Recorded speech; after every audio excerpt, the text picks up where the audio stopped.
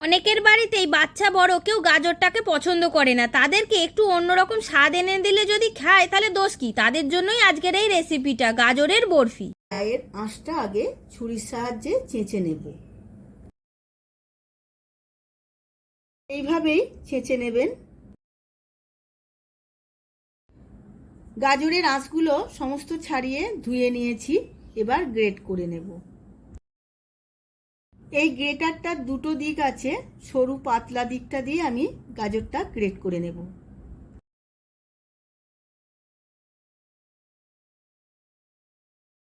আমি এইভাবে মিহি করে গ্রেট করে নিয়েছি। সমস্ত গাজরগুলো গ্রেট করে নেব। সমস্ত গাজরটা মিহি করে এইভাবে গ্রেট করা হয়ে গেছে। কড়া বসিয়ে নিয়েছি, 4 চামচ গাওয়া ঘি এতে দিয়ে দেব। ঘিটা গরম হয়ে গেছে, এবার সমস্ত গাজরটা আমি ঘিয়ে দিয়ে দেব।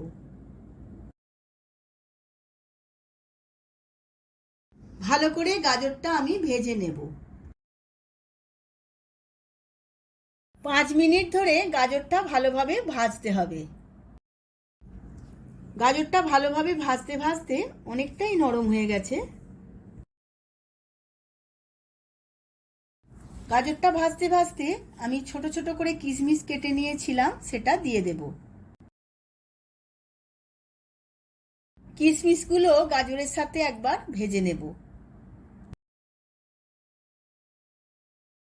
গাজরটা ভাজা হয়ে গেছে, এর মধ্যে আমি এখন চিনি দিয়ে দেব। এখানে আমি ছোট বাটির 1 বাটি চিনি দিয়ে দিলাম।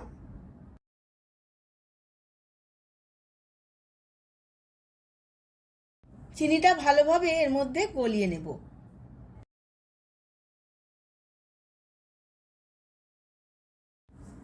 গাজরে যেহেতু মিষ্টি আছে, তাই আমি খুব বেশি মিষ্টি দিলাম না।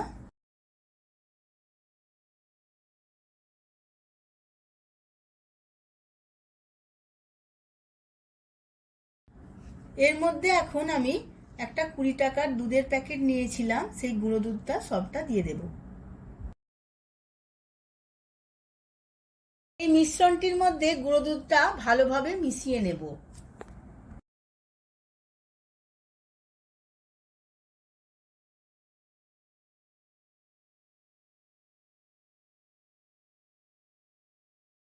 এর মধ্যে এখন 100 গ্রাম কাজু গুঁড়ো দিয়ে দেব।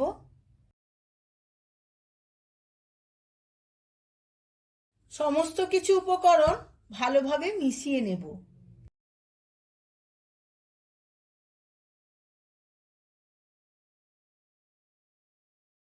উপকরণগুলো আমার সমস্ত ভালোভাবে মেশানো হয়ে গেছে। এখন আমি দিয়ে দেব খোয়া ক্ষীর। আমি 100 গ্রাম খোয়া ক্ষীর গুঁড়ো করে নিয়েছিলাম।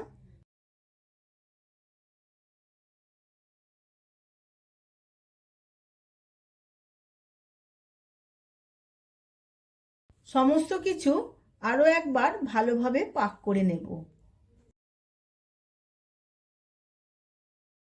পাকটা হতে হতে আমি 4-5টা ছোট এলাচ গুঁড়ো করে নিয়েছিলাম, সেই ছোট এলাচ গুঁড়োটা দিয়ে দিলাম।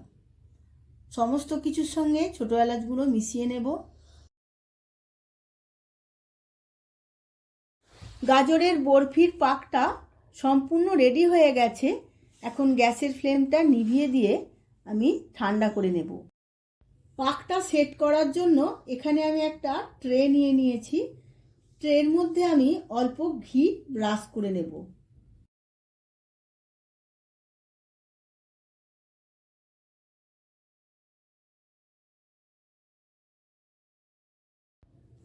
সমস্ত পাক করা ছাইটা আমি এই ট্রের মধ্যে ঢেলে নেব। এইভাবে খুন্তির সাহায্যে আমি মেলে দেব।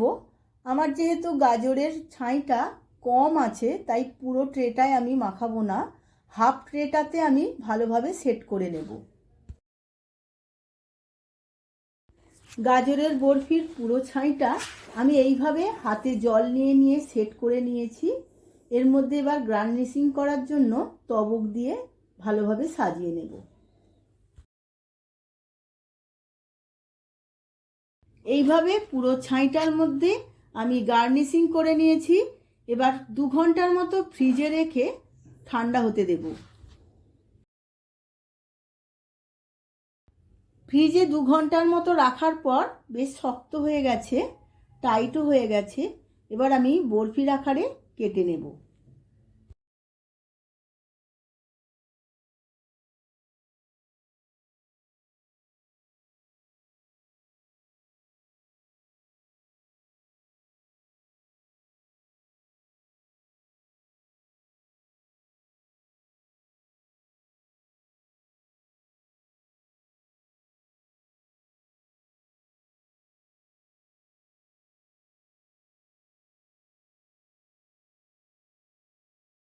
আমি সার্ভ করে নিয়েছি।